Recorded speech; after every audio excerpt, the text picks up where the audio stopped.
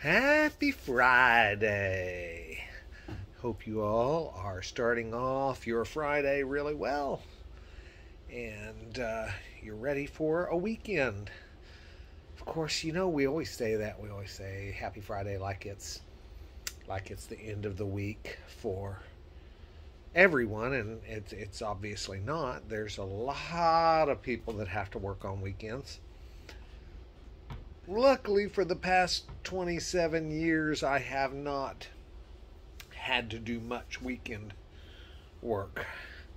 Uh, my job, Tulsat, does not is not open on the weekends, and it's been nice to have a steady, regular schedule. I remember the days at different jobs where I had to call and check what the new schedule for the week was going to be. That the person was creating our new schedule, and it was always different every week, and boy, you couldn't plan anything. Uh, it makes it awfully hard when your schedule changes all the time. Anyway, just wanted to come on and remind all of you that I love you very much. That is very sincere. I mean it. It's hard for a lot of people to understand, but it's the truth. Now, I'm going to, don't know really. There's a little bit going on this weekend. I have a baby shower I'm going to go to on Saturday afternoon, and I'm going to run around with a good friend through all over town. Maybe we thought about going to Ike's Chili because I haven't been there in years myself. My grandpa used to work there when he was a kid, but then I found out that the Scot Fest, the Scottish Festival, is going on in town this weekend. It's going on right now, apparently, but it'll be going on all weekend, and well, that sounds like something I might want to do. I might want to see what kind of Scottish food that I can find. I'm definitely a foodie that likes new taste sensations, so might be doing that. I don't know.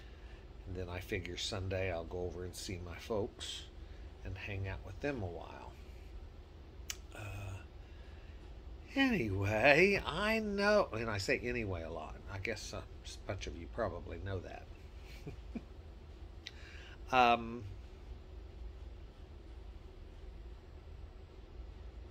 I was told that I was a little preachy yesterday, and it was probably because I put up, I think, 3 videos yesterday of just pushing and pushing and pushing on not hating, on how worthless hate is, which I believe it is. It's a worthless, damaging, horrible, horrible thing to put upon anyone in the world, and you just need to think about that whenever it comes up and rears its ugly head, because you can control it, and you choose. That was a lot about what it was about, is personal responsibility, because we like to say this person made me mad, this person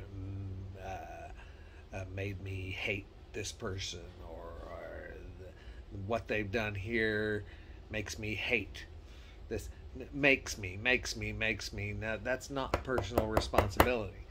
Personal responsibility is that you acknowledge that you are making those choices, It doesn't matter what somebody else does. Nobody controls you. You control yourself. So somebody can do anything that they want. It could be bad or whatever. You choose how you're going to react to that. And that's something I'm working on big time on myself is how I react to things. I've not been a good one for reacting very well in my life. My reactions have usually been explosive. Ask any family member. If we had a big family gathering and somebody was going to have a meltdown, it was likely going to be me. Now I had other issues going on that I didn't know were going on, like my thyroid issue and things like that, and that contributed heavily to my reactions. But I still made the choice, and I told myself that I couldn't help it. But we can, even with thyroid conditions, even with things like that. Now there are probably, and I'm sure there are, some mental situations to where a person just really cannot control themselves, and in those cases, that's a different story. They need help. But most of us are not in that situation, and we just make excuses for our outbursts and our hate. But gotta make the decision not to hate. We've got to start turning our perception around how we perceive others, how we perceive others that are acting, saying bad things, doing bad things. We've got to